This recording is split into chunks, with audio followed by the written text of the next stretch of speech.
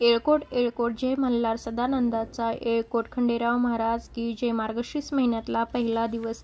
या दिवसापासून मल्हार मार्तंड उत्सव सुरू होतो, जो षडोरात्री आहे, म्हणजे सदा 6 दिवसांचा असतो. हा 2 तारखेपासून चंपाषष्ठी ही शनिवारी आहे. 7 तारखेला मल्हारी षडोरात्र उत्सव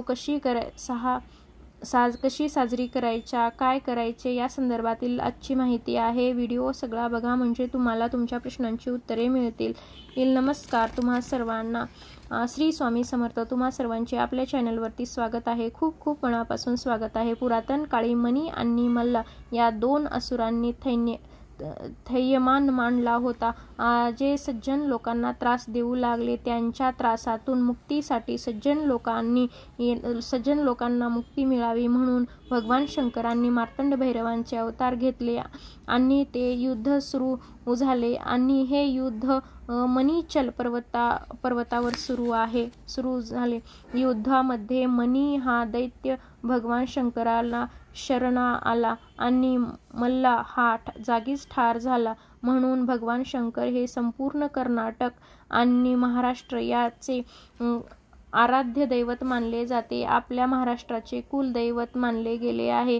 आपण शारदीय महोत्सव मध्ये कुलदेवीची सेवा केली. सगळ्या महिलांनी आपल्या कुलदेवीची सेवा करतो. आपण आपल्या वडिलांना विसरून जातो. थोडक्यात आईची सेवा होते आणि बापाची सेवा होत नाही. म्हणजेच काय, कुलदेवीची सेवा होते आणि कुलदेवाची सेवा आपल्याकडून होत नाही, म्हणून कुलदेवीची सेवा करतो. तशीच कुलदेवाची सेवा पण करायची असते. त्याचप्रमाणे मान सन्मान करायचा असतो. आता बघा, शारदीय महोत्सवामध्ये आपण देवीची आराधना करतो, सेवा करतो, हवन करतो, दुर्गा सप्तशतीचे पाठ करतो, कुमकुम अर्चन करतो, कुलाचार करतो. त्याच पद्धतीने या 6 दिवसामध्ये आपल्याला खंडेराव महाराजांच्या म्हणजेच मल्हारी सप्तशती ग्रंथाचे पारायण करायचे आहे. ते कसे करायचे ते आपण आज बघणार आहोत. जसे दुर्गा सप्तशती घरामध्ये ग्रंथ असणे जरुरी आहे, तसेच घरामध्ये मल्हार सप्तशतीचा ग्रंथ असणे तितकेच महत्त्वाचे आहे. फक्त कुलदेवीची सेवा करून चालत नाही, कुलदेवाची पण सेवा करायची असते. आपण जेव्हा पितरांची सेवा करतो तेव्हा वडिलांना मानपान लागतो, आईला मानपान लागत नाही. आपण वडिलांच्या तिथीमध्ये आईला जेवण घालतो. त्याच पद्धतीने फक्त कुलदेवीची सेवा करून चालत नाही, आपल्याला कुलदेवाची पण सेवा करायची असते.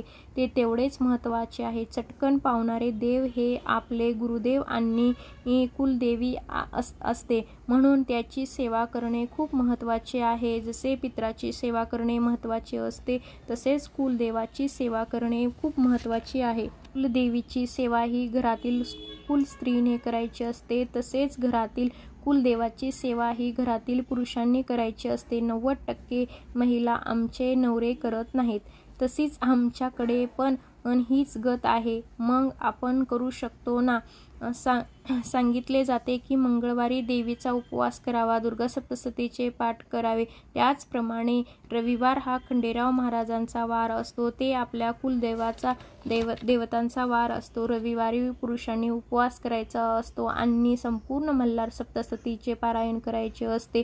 कोणी करत नाही. फार क्वचित लोक आहेत जे रविवारी उपवास करतात आणि मल्हार सप्तशतीचे पारायण करतात. तुम्ही करू शकत नाही, हरकत नाही. घरातील स्त्रीने ही सेवा करायची आहे. जसे नित्यसेवेमध्ये आपण दुर्गा सप्तशतीचे पठण करतो, त्याच पद्धतीने मल्हार सप्तशतीचे पठण करायचे आहे. दररोज 2 अध्याय करायचे आणि खूप सोपे आहे. मराठीमध्ये आहे.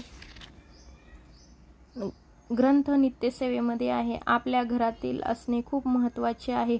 2 तारखेला सोमवार आहे. सोमवार ते शनिवार मल्हार सप्तशतीचे पारायण करायचे आहे. हे पारायण कसे करायचे बघूया. मल्हारी सप्तशती चंपाषष्ठी तळी भंडार करत असतो, कुळाचार करत असतो. खरं तर वर्षातून एकदा तरी जेजुरीला गेले पाहिजे, तेथे तळी भंडार केला पाहिजे, घरातील तळी भरली पाहिजे. एवढे नाही तर या चंपाषष्ठीच्या कालावधीमध्ये मल्हार सप्तशतीचे पारायण करायचे आहे। सुरुवात कशी करायची ते सांगते। आपल्या गुरुमाऊलींनी हा ग्रंथ काढलेला आहे। आपल्या भक्तासाठी संसारिक अडचणी कमी व्हाव्यात, आपण कुलदेवाची सेवा होत नाही तोपर्यंत आपल्या संसारातील अडचणी कमी होत नाहीत, काही कामे मार्गी लागत नाहीत, म्हणून त्यांची सेवा करायची आहे। प्रथम काम हेच आहे, ते आपल्या कुलाचा उद्धार करत असतात। आता बघा, पहिल्यांदा स्वामी स्तवन वाचायचे आहे। या 6 दिवसामध्ये तुम्ही 5 पारायण करू शकता, तुम्ही 14 पारायण करू शकता, तुम्ही 22 पारायण करू शकता, तुम्ही 28 पारायण करू शकता। नाही जमले तर 2-2 अध्याय वाचून 1 पारायण तुम्ही करू शकता। 1 ते 14 अध्यायाचे हे दररोज 2-2 अध्याय वाचून करू शकता।